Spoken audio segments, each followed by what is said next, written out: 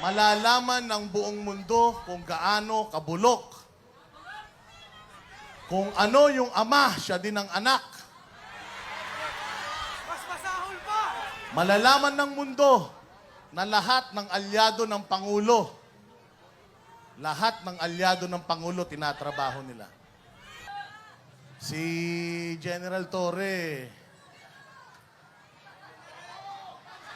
sabi niya, kayang-kaya daw niya kahit isang kamay lang si Pangulong Duterte. Kalakas naman pala. Inuutos naman dun sa mga alalay niya yung pagharang kay Pangulong Duterte. Nakita niyo? Pero tama ba na ang dating Pangulo, harasin natin ng ganun? Hablot-hablutin mo na ganun?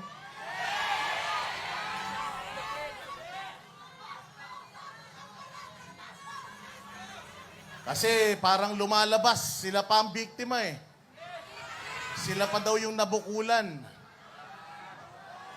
Sila pa daw yung VIP treatment daw yung binigay niya kay Pangulong Duterte dahil nakaupo daw sa upuan ng presidente. Okay ba yun?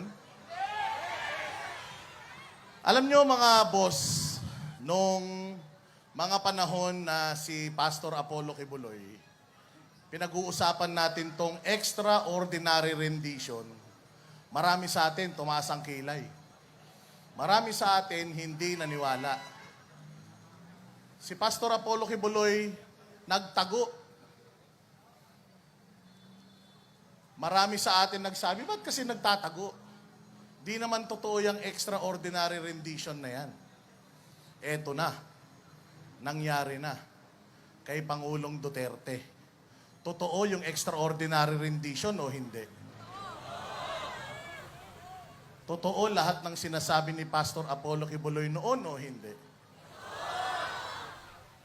Kaya sa susunod, makikinig tayo doon sa mga totoong nagmamahal sa bayang Pilipinas. Nakita nyo ang ginawa ng kapulisan 16 na araw sa Kingdom of Jesus Christ.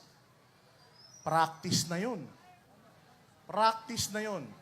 Na-foresee na ni Vice President Sara Duterte yung pagpapa-impeach sa kanya. Unang araw pa lang, alam niya na. Sabi niya, nagpa-practice na sila sa impeachment. Eto, nangyari sa ating mahal na Pangulo.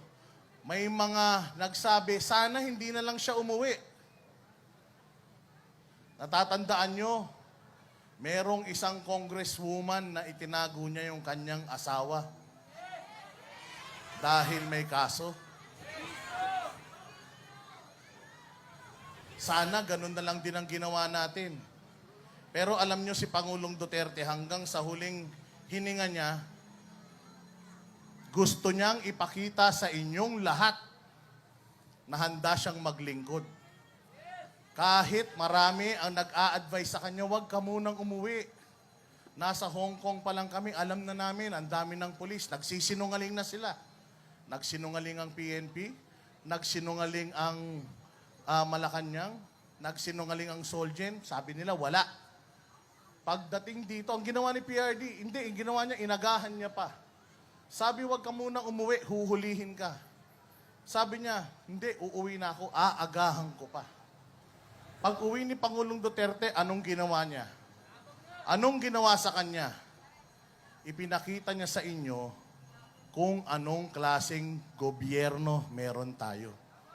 Walang respeto sa dating Pangulo, walang respeto sa simbahan, walang respeto sa isang pastor. Kung walang respeto sa mga malalaking tao, walang respeto sa Vice President, ine-expect nyo ba na ire-respeto din kayo?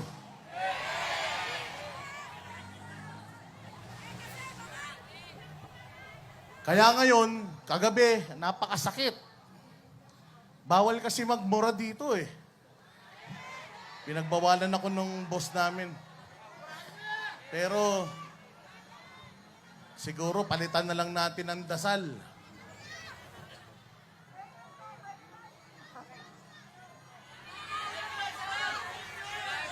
Isa lang. Lahat tayo, mga kababayan, magbuklod-buklod. Nakikita natin na nangyayari sa Mindanao. Nakikita natin yung mga dating hindi naman nagpa-participate, nagising na. Yung mga dating hindi naman interesado sa politika, naging biglang interesado. Napakatalino ni Pangulong Duterte.